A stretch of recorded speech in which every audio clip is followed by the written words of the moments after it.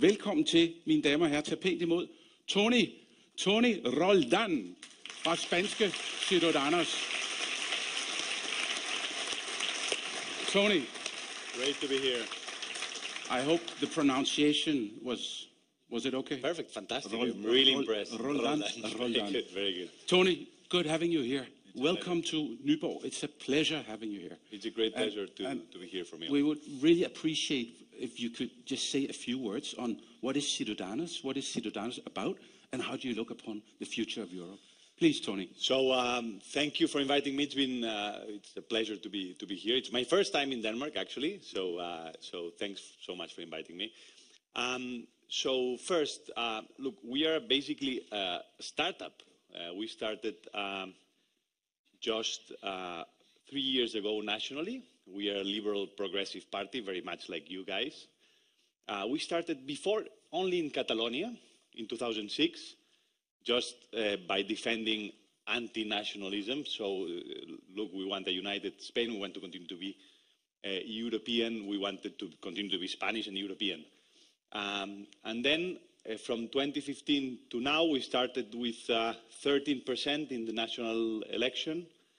And then we moved in the polls, and now we are basically polling at 23–25%, and probably we will be competing to win the next national election, which we don't know when it's going to happen. But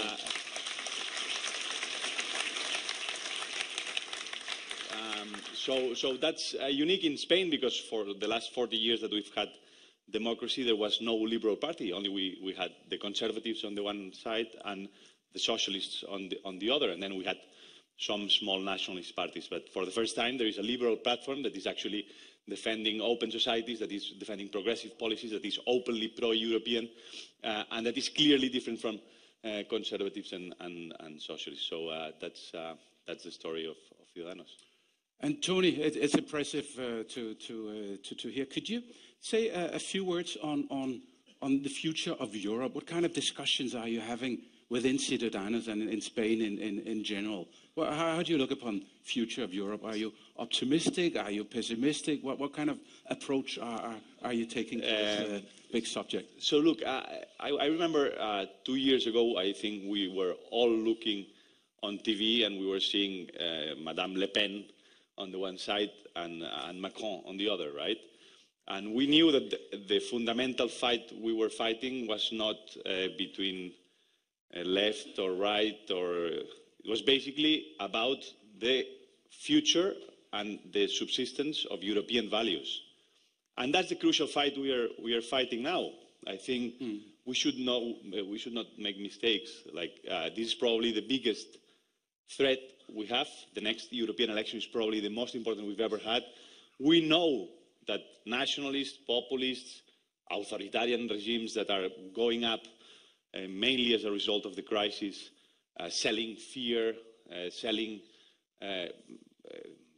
going against globalization, going against trade, going against open societies, which is basically the core value that we defend. They are going to go united to the next European election, and they might win. So we need to learn the lesson. We need to get together, to be generous, to open up our arms and say, look, progressive forces, those that believe in Europe, those that believe in open societies, those that believe in globalization, those that do not want more division, those that are based on reason rather than fear, should get together as a strong, united force to defend a stronger and liberal Europe, right?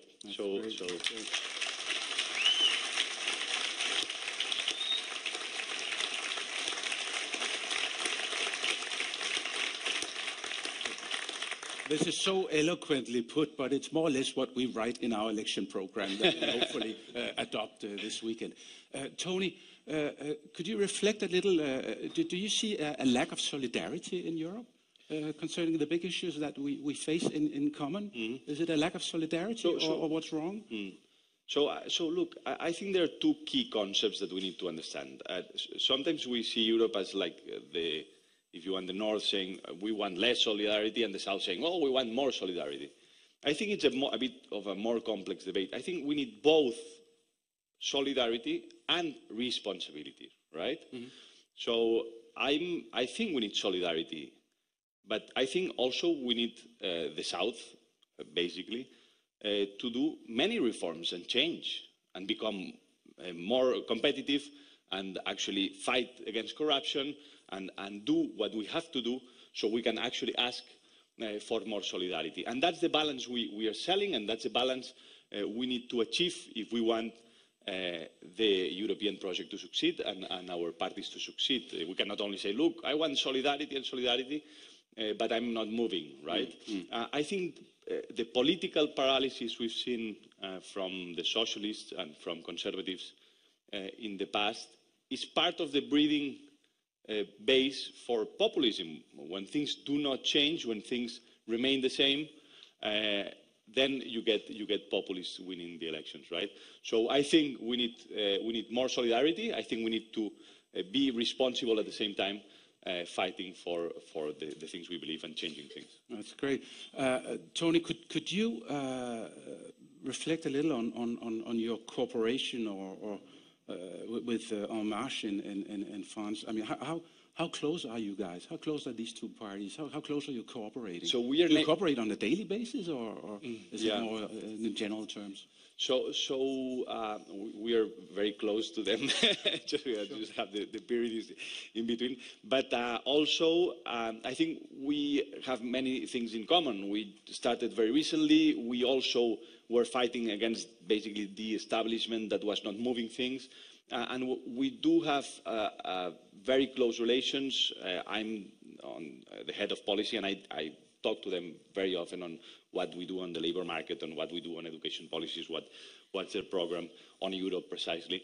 And we are trying to build a common platform because I think that Alde, by the way, parenthesis, you are all invited next November in a couple of months to come to Madrid. Obviously, as we are very happy to hold this year the Alde Congress in Madrid, and it'd be fantastic to have you all there.